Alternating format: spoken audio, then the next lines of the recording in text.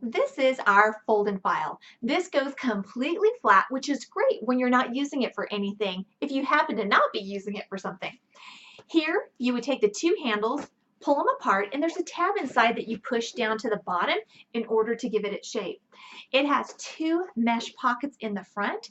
It has this great handle to be able to carry it if you needed to from one place to another, and it's featured here in our ombre stripe fall print.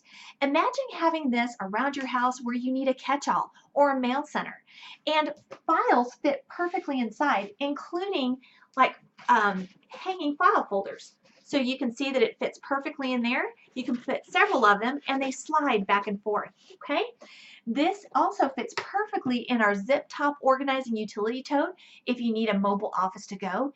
And three of these will fit in our deluxe utility tote and many other options to keep you organized and on the go. Again, this is our fold and file.